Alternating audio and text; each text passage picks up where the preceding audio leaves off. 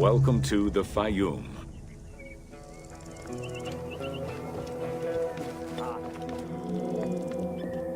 The Faiyum Oasis is an enormous basin in the western desert that formed from the Nile's overflow.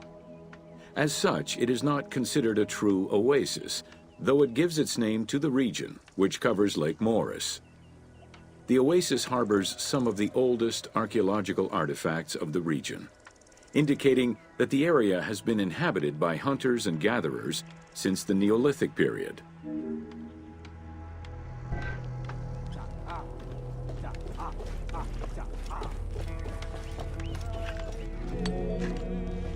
The Faiyum Oasis drains into Lake Moeris, which was a large freshwater lake, but at some time became a saltwater lake. In the 12th dynasty, ancient Egyptians redirected the water flow with a dam and dug a supply canal using the lake as their reservoir. Irrigation enabled them to continue growing crops of figs, grapes, and olives year-round.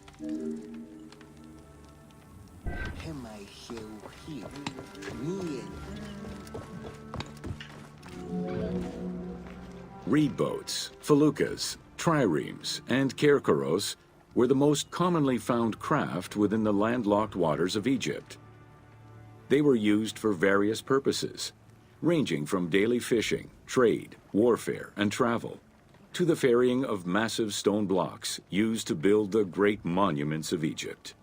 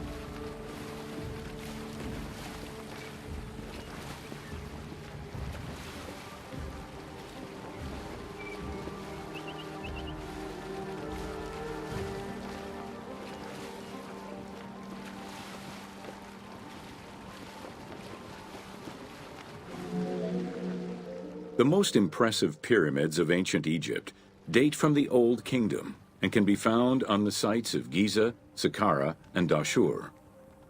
However, one particularly famous pyramid of the time is located elsewhere. During the Middle Kingdom, some pharaohs chose the Faiyum as their final resting place. One such ruler was Amenemhat III.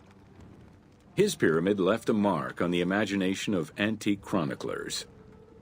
They refer to it as the Labyrinth, mostly due to the vast mortuary temple complex at the foot of the pyramid. Herodotus mentioned that he had visited 12 courts and over 3,000 of its chambers. But he was also well known for being prone to hyperbole.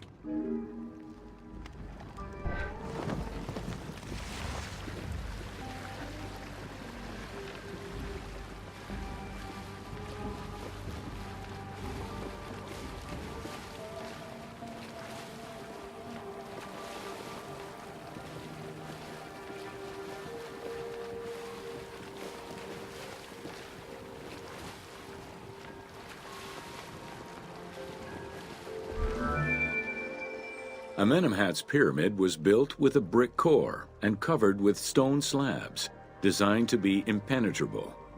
The burial chamber, made out of a single block of sandstone, is unique in its design. Richard Lepsius and Flinders Petrie both explored the pyramid site, measuring 385 meters by 158 meters, and identified it as the location of the labyrinth. Their research conditions were difficult, as most of the site had been submerged by the nearby canal. Furthermore, the stones from the complex and the outer casing of the pyramid had been quarried away long ago. Ubisoft decided to give life back to this lost monument and the many crypts that were said to be devoted to the sacred crocodile god, Sobek.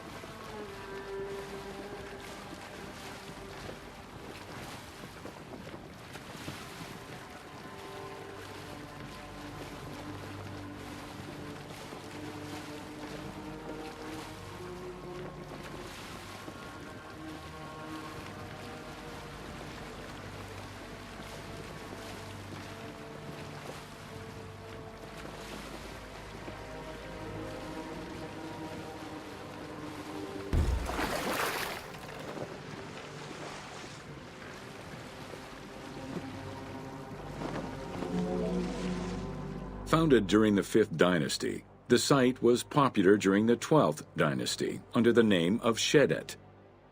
During the Ptolemaic era, the metropolis was named Crocodilopolis by the Greeks, in honor of the crocodile god Sobek.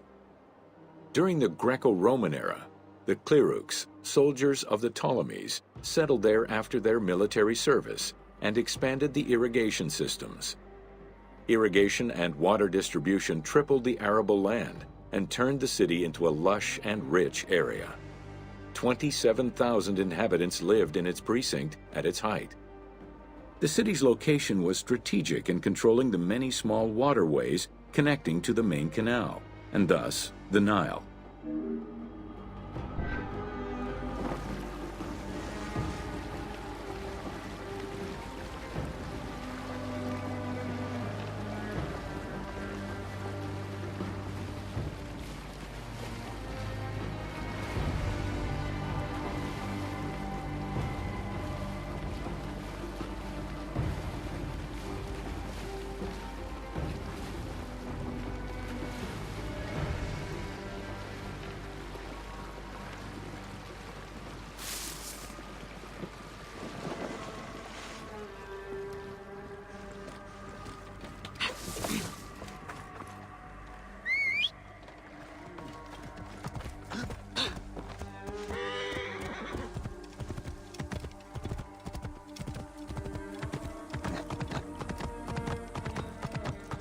Whoa.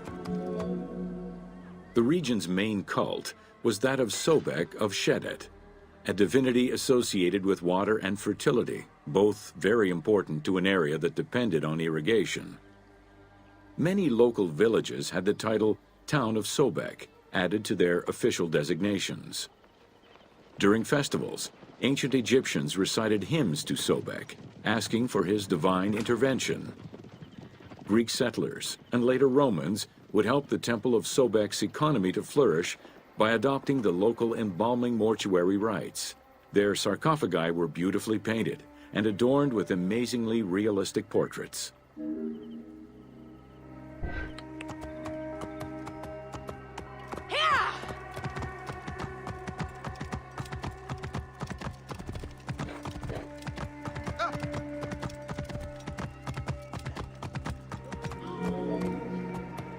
Very similar to the cult of the Apis bull in Memphis, a living crocodile was worshipped within the precinct of Crocodilopolis's main temple.